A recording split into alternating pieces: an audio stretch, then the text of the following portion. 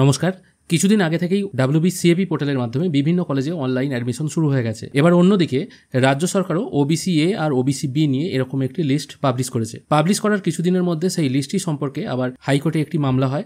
সেখানে মাননীয় বিচারপতিরা সেই লিস্টটির ওপর স্টে অর্ডার দিয়ে দেয়। মানে রাজ্য সরকার যে লিস্টটি বার করেছে সেই লিস্টটি বৈধ নয়, সেই জন্যই স্টে অর্ডার চলে এসেছে। এবার এদিকে কলেজে ভর্তি তো শুরু হয়ে গেছে, যার ফলে বহু ক্যান্ডিডেটের মধ্যেই কিন্তু একটা টানাপোড়েন চলে এসছে। কারণ বহু শিক্ষার্থী OBC B থেকে OBC A তে চলে গেছে, বা A থেকে B তে গেছে, বা এই যে নতুন যে 140টা লিস্ট ওটা যখন স্থগিতাদেশ পেয়ে গেল, তাহলে আদতে এই ওবিসিটা গ্রাহ্য হবে কিনা এই নিয়ে কিন্তু আপনাদের মধ্যে একটা দ্বিধাদ্বন্দ্ব কাজ করছিল। এবার হাইকোর্টে এই ওবিসি নিয়ে একটি শুনানি ছিল, সেই শুনানি কিন্তু আজকে হয়ে গেছে। এবার WBCAP পোর্টালে যে সিট ডিস্ট্রিবিউশন রাখা ছিল সেখানে কিন্তু OBC A R OBC B এই ব্যাপারটি ছিল, কিন্তু যেহেতু 140টা ওবিসি যে সম্প্রদায় সেটা স্থগিত হয়ে গেছে, সেই জন্য এটা খুবই একটা জরুরি শুনানি ছিল বা মামলা ছিল।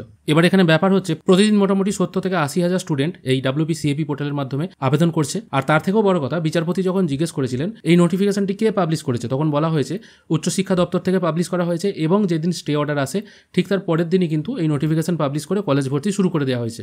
এবার ব্যাপার হচ্ছে 1 জুলাই পর্যন্ত কলেজে ভর্তি, তারপর মেরিট লিস্ট চলে আসবে, তারপর ক্যান্ডিডেটরা ভর্তি হবে। এখন মোটামুটি কিছুদিন হয়েছে, তাই অবশ্যই কোর্টের হস্তক্ষেপ চাওয়া হচ্ছে। এবার শিক্ষার্থীদের ভবিষ্যৎ কিন্তু এখনো অন্ধকারে, কারণ তারা নিজেরাও জানে না তারা OBC A না OBC B। কারণ আগে যারা OBC B ছিল, যেমন ধরা যাক নাপিত ক্যাটাগরি, আগে যে OBC B ছিল এখন হয়ে গেছে OBC A। এবার এখানে একটা ব্যাপার ছিল আবেদনটি গ্রহণ হবে কি হবে না, কারণ অলরেডি ফর্ম ফিল আপ প্রক্রিয়া চলছে।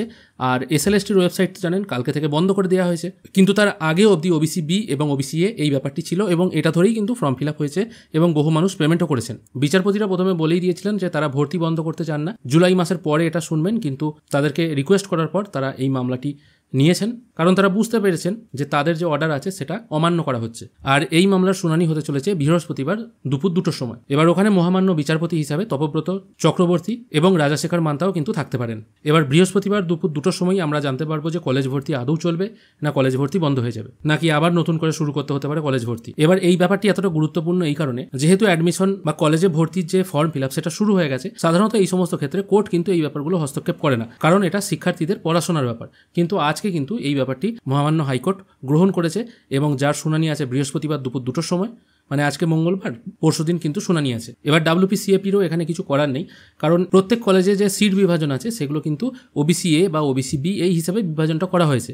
এবার যদি হাইকোর্টের নতুন কিছু রায় চলে আসে, সেক্ষেত্রে আবার নতুন করে সেই OBC বিভাজনটা করা মুশকিল হয়ে যাবে। আর সিট ম্যাট্রিক্স কিন্তু একটা সুইচ টিপলেই ভাগ হয়ে যায় না, এটাকে কিন্তু অনেক বসে বিচার বিবেচনা করেই কিন্তু এই সিট ম্যাট্রিক্সটা আনতে হয়। বৃহস্পতিবার আপডেট এলে তবেই কিন্তু আমরা ফাইনালি জিনিসটা বুঝতে পারবো। আশা করি এই ছোট্ট আপডেটটুকু আপনাদের ভালো লেগেছে। যদি ভালো লেগে থাকে অবশ্যই একটি লাইক করবেন।